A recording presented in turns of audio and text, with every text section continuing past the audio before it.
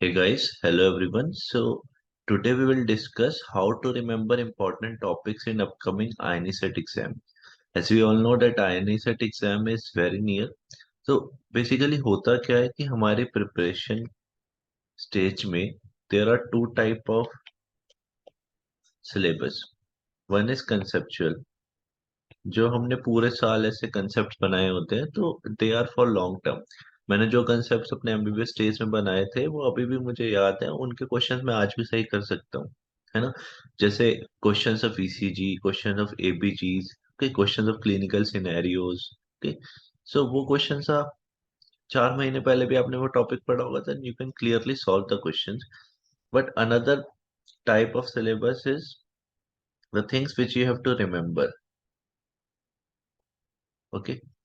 So these are things like sections of IPCs in forensic और microbiology में culture mediums, ठीक। और like some bodies in viruses in microbiology, okay। So these are the things जो आप that you tend to forget, okay। उसको इस time पे सबसे इम्पोर्टेंस देनी है, ओके। लास्ट 10 डेज में आप अगर कंसेप्चुअल चीज दोबारा रिवाइज नहीं भी करते हो then it will work for you.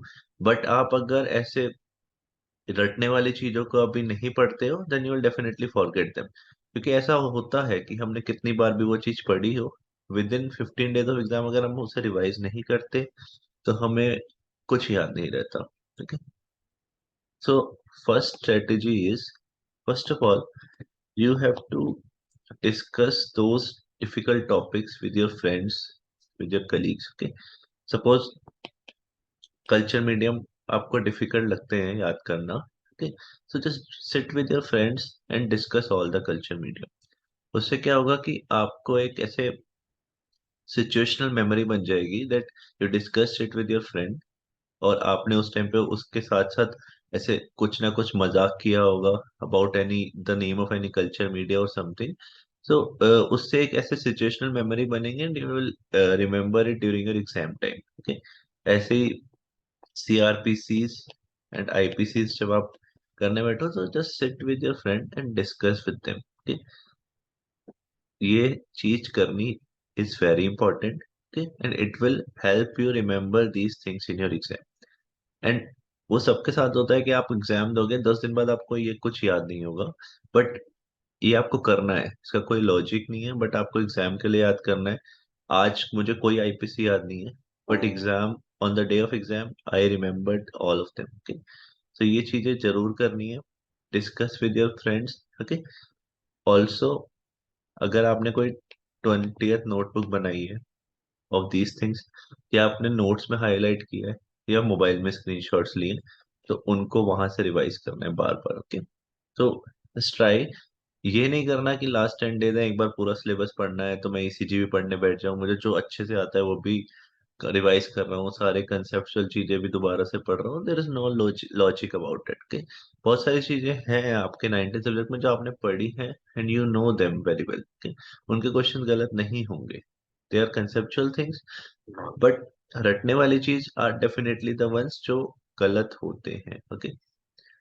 Another thing is what I used to do is कि मैंने तो स्क्रीनशॉट ले रखे थे ऐसे डिफिकल्ट टॉपिक्स के जो मैं भूलता था इन माय फोन। जब भी मैं रात को सोने जाता था तो लेटते वक्त जैसे I used to scroll Insta before that, तो मैं in the latter half of my preparation I used to scroll those, okay. And उसके बाद सोता था तो डेफिनेटली जब मैं नेक्स्ट डे उठता था तो मुझे 80 to 90% ऑफ दोज थिंग्स याद हो जाते थे, okay. Another thing is take good good sleep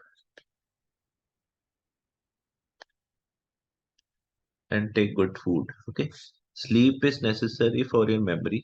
अगर आप अच्छी स्लीप लोगे, ऐसा नहीं सोचना कि मैं 4 घंटे सो जाऊंगा पर डे एंड मेरे को टाइम मिलेगा to study more, okay. Take good sleep so that you will remember things more. Take good food. Once one thing that good food is important for your memory. Also, you cannot afford to like fall ill during this time, so take good food, okay. Another thing is since last 10 days are there, so try not to give any GT, or at the max you can give one GT. Okay, because you will get demoralized at this time. And it is a fact that जो coaching में GTs होते हैं और जो main exam होता है, so the level is easier. Okay, main exam का level हमेशा इजी होता है, तो कभी भी डिमोरलाइज नहीं होना। Okay, like when I give the dams exam, grand test of dams before my exam, 1 month before my exam, I secured a rank of 2000, but I secured rank 9 in NEET PG। So उनके levels are different। Suppose किसी ने DIMMs coaching करी है, उसका Q bank लगा रखा है, तो उसके लिए वो test will be somewhat easier. आपने मैरो का लगाया और मैरो के जीटी से प्रैक्टिस करी है, तो मैरो का GT will be somewhat easier for you, क्योंकि some of the questions repeat. So it is not an perfect indicator. तो कभी भी डिमोरलाइज नहीं होना, and keep going. All the best guys.